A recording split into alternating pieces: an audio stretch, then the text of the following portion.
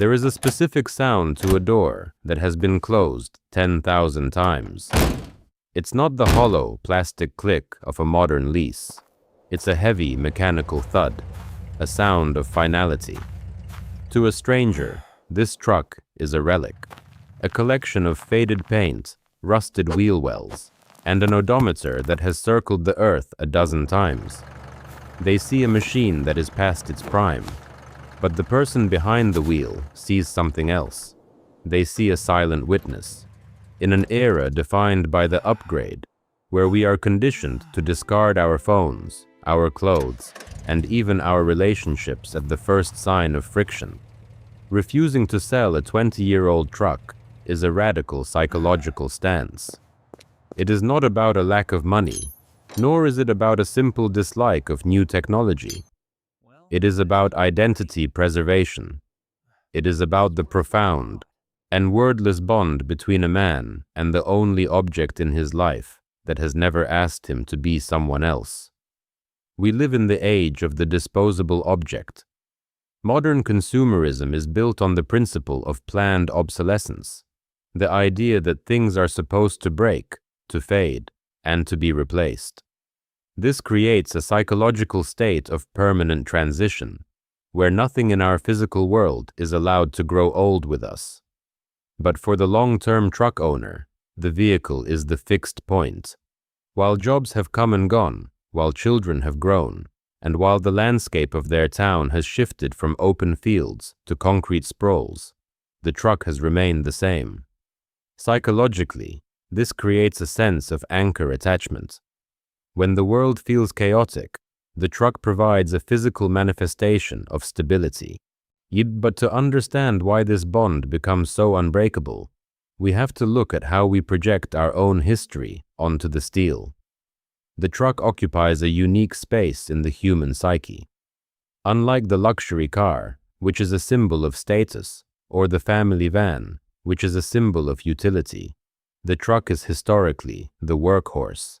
It is a tool, and humans have a primitive, deep-seated respect for tools that do not fail.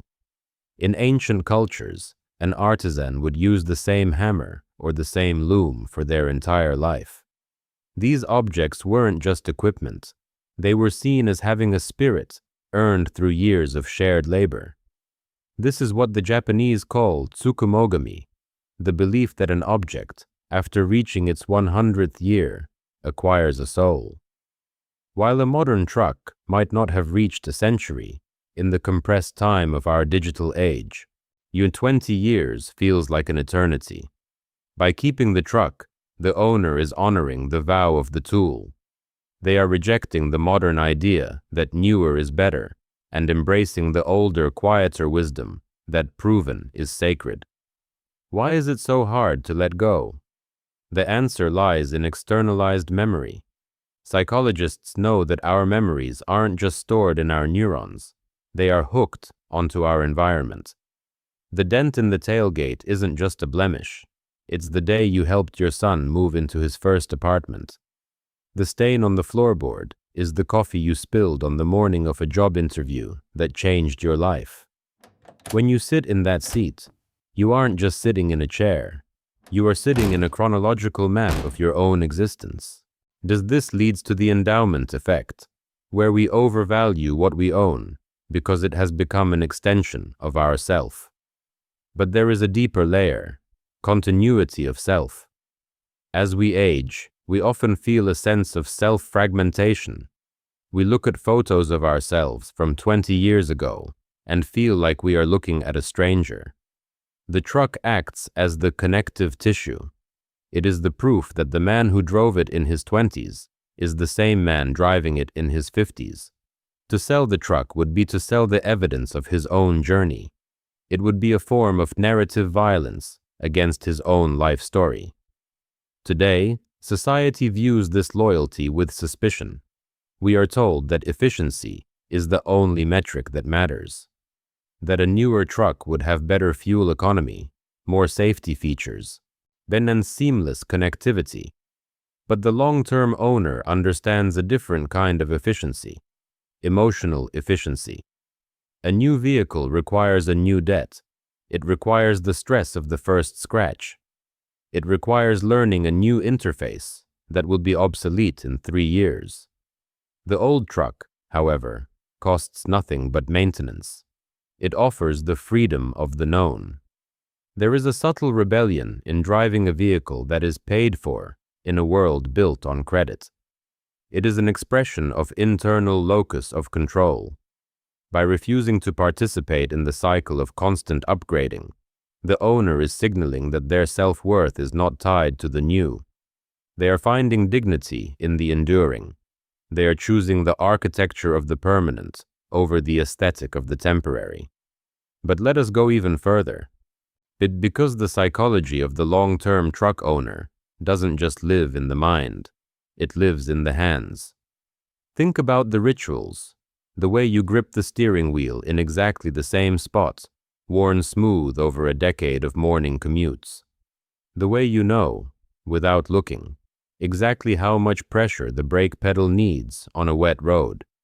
The slight lean in your seat because you've shaped it over thousands of hours to the geometry of your own body. This is what psychologists call procedural intimacy, a form of knowing that bypasses conscious thought entirely and lives in the muscle memory itself. This is different from the knowledge you have of a new car. With a new car, you are always slightly alert, slightly calculating. But in your old truck, you are not driving. You are simply moving through the world. But the way a man moves through his own house in the dark, without fear, without thought, because his body knows every step. That level of unconscious trust is not built in a showroom. It is earned in miles. There is also something deeper happening in the social dimension of this bond.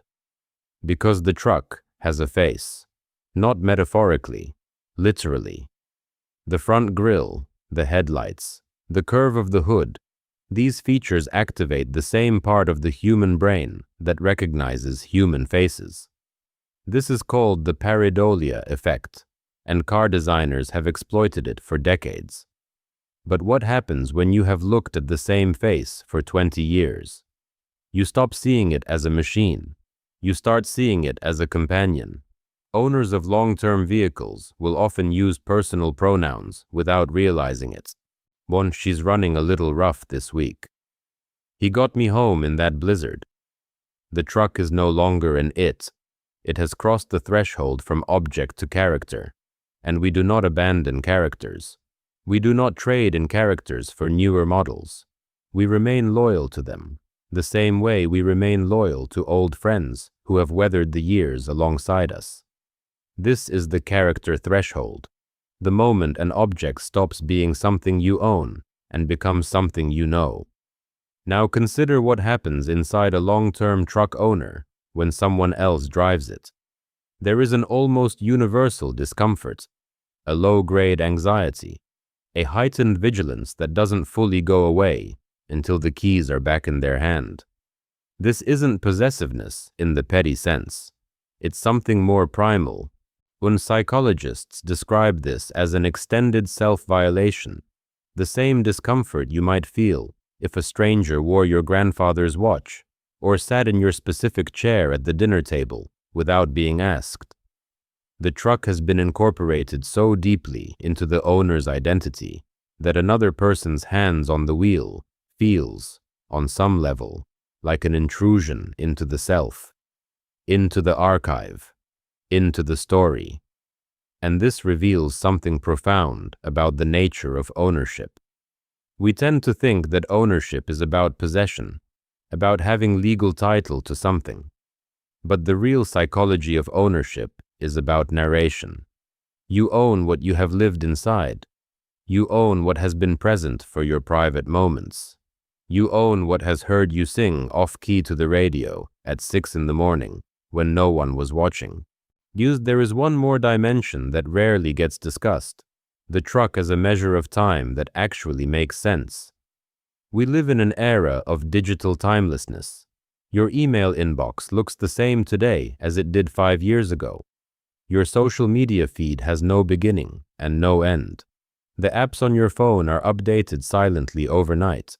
So you wake up to a slightly different world without ceremony or acknowledgement. Time, in the digital age, has become strangely weightless, but a truck ages honestly.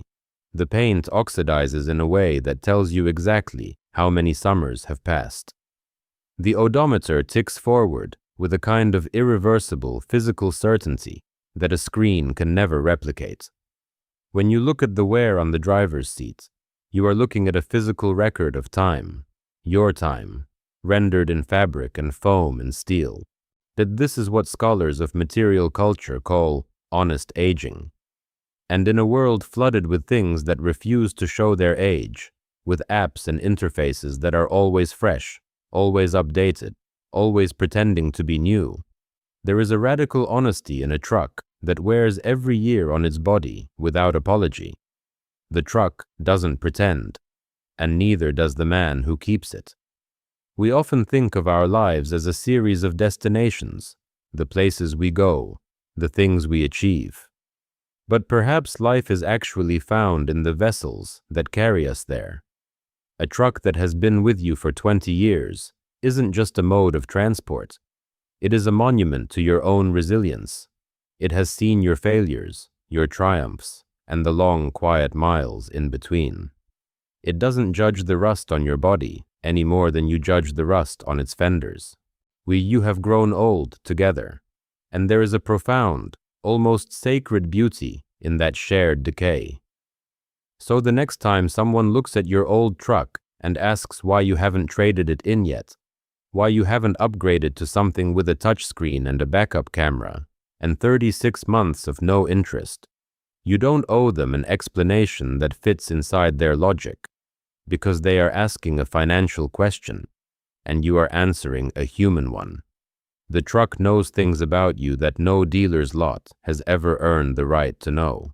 It has held the silence after your worst days. It has carried the weight of everything you built and everything you lost. It started in the cold mornings when you weren't sure you could, and it is still here. But as you look at the things you own, the objects you've invited to stay in your life for the long haul, ask yourself, in a world that is constantly trying to sell you a new and improved version of yourself, what is the value of a witness who has known the original you all along?